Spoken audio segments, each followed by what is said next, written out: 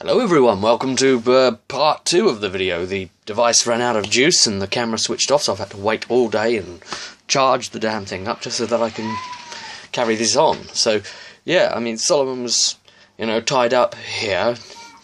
Said that he was going... I said that he was going to be burning his fate points to try and crash the craft by, breaking all of the limbs to break free from his constraints and, push on the stick to crash it or whatever. And the guy comes along and decides to shoot him anyway, one of the player characters. And none of the others raise a hand to try and stop him, kind of thing. And that really didn't make a great deal of sense. And, yeah, that kind of went down. And I wasn't there to say how it should have been, how it should have gone down. And the GM just kind of let it happen, really. So I think he dropped the ball on that, and just a few things. I think the plot armor element and those other things was quite unfortunate, really, wasn't it? But, they were worried about their characters being threatened, and now they've taken one completely away from me, so I couldn't, in a good conscience, carry on and play a character. I've gone from having 5 fate points at the beginning of an encounter to stuff not happening like it was expected to, and going down to 0 fate points and being told apparently my character's been shot dead, so I need to roll something else. And it just isn't cool in the long run of things, so I couldn't really bring myself to. I hadn't finished with that character, and he wasn't near his demise. It's pointless and stupid. And the thing is, because I feel that he's told the Inquisition, and the Inquisition hasn't listened to him, then the Inquisition of the GM's world is an Inquisition that he wouldn't care for, he wouldn't like, and would blame and now hate, and want to do everything he can to destroy. The craft apparently hadn't taken off, so there was no craft to be able to crash. So in that case he would have just escaped out of the door and used his fate points to do that, and just got away as an NPC kind of thing that is now against the Auto Xenos and looking to destroy them, sees them as traitors, he's told them that there was a Xeno here, and they said, oh, you must bring us proof first, apparently. As the GM retconned that at the table on the day as it was all going on, that they would have told him, oh, if that had been the case, then you must bring us proof. Well, here's some proof for you. Go check the bloody ship. It's in there right now, and if I'm wrong, shoot me. I'm willing to stake it. But, anyway, it's just pointless and stupid the way it went down, and it's just caused so much bad feeling between myself and the group, and it's been a major falling out, and there's been some financial loss as a result, and wasted time, lost time. So yeah, now the GM, he feels, well, there was something written up there that the Eldar were given a free pass through the system or whatever. It kind of was a known type of thing for the players, in amongst thousands of other bits of information. Sure, whatever, if you're going to try and retain that after fortnightly sessions, okay. But the other thing is the fact that the GM can't stand by that and say, well, it's expected that that's allowed, because when and the reason why not is because when the group met the Eldar, our Inquisitor asked the group, what do you want to do? So the very fact that she's asking the group, in some ways, I mean, that's to Solomon, she's acting heretical. But the other group, the first group that he ran this with, they did the opposite. So didn't side with the Eldar, so we didn't have to. Yet it's kind of being suggested that's fine, and that's the allowed point, and I should have known that.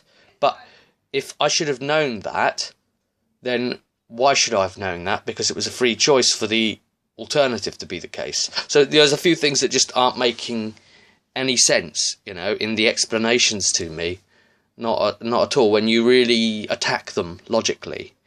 And you know, this is a guy that came to me for advice, and at a crucial moment, you know, didn't listen to me when I needed him to. So it's kind of used to not being listened to, really, in many ways, in that.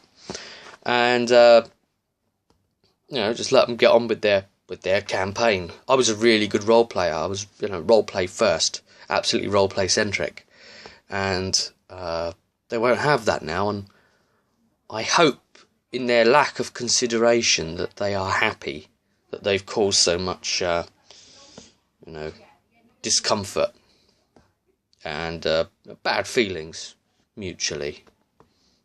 So we had one of the party there saying, oh, you know, it could be argued that you know, you weren't even a proper cleric because, you know, you were just a redemptionist. And I pointed out, I said, well, you know, clerics in 40k are really actually very badass, so you don't know, you know, if anything, I could have been even more badass with him. The idea with Solomon was, okay, not about like, oh, dying, whatever, that's fine. Who gives a shit? He was always a kind of like a dwarf slayer type of character. So he was always going for the sacrifice. He was always doing the dangerous thing. There's a big monster, he'll jump in its mouth and try and, you know, cut its throat out. He'll do something crazy. You know, he'll risk it all. Because he had those fate points to burn, and he wanted to damn well use them heroically in a fun way, you know, that served the Emperor. That was it. And so, you know, getting to use them to like they should be used is fine. But sort of like having a GM say, well, you've been hit with an impossible attack, which has knocked you out, which you can't stop no matter what because of plot armour, and you're going to lose a fate point for it, and you're going to lose the other 4 straight away, right after, because of effectively PvP, which, you know, the GM wanted to avoid as well. Well, you know, that isn't PvP, that's, you know, that's player killing. That's much worse. But, yeah, you know, if I'd have known that that would have been fine, then I could have tailored my character completely different, but I tailored it to his wishes that, you know, PvP wasn't going to be fine. So, yeah, just a hell of a lot just not making any sense, and the people talking like that, and it's just disrespectful and wound me up, and yeah. Anyway, so, you know, fuck them, seriously. And yeah, basically Solomon would probably be alright in Games Workshop's own proper 40k universe, but as far as this one's concerned, he would have probably said some prayer to demon of some kind, maybe corn or something, and let himself get possessed by it, and, you know, come back as some monstrosity to tear their spleens out and you know, eat their hearts alive and beating. But hey, there we go. That's how the Dark Heresy thing went all to shit. But I've learnt a lesson there about another thing about groups, and, you know, feeling things all come apart, and it's been a pretty dark time, and, you know, the stupid way it just happened. Unnecessary, really. You only need a GM to drop the ball once, and it'd be impossible really to retcon the thing without it causing severe harm. And then you know, if you take someone that was a real stoic-hearted player for you and break their sense of immersion, then I'd like to think that that it's going to harm your campaign and that you've screwed up, and the most you can do is learn from it, I guess. But yeah, casualties, eh? So I don't even know what the future of RPG is fully. There's a hell of a lot of other stuff going on as well. Loads of other systems to try and contemplate. Yeah. Well, look, we've waxed about this one. and just told you how I feel. We'll get onto something else a bit more, maybe light-hearted for the next video, eh? We'll see you at the table.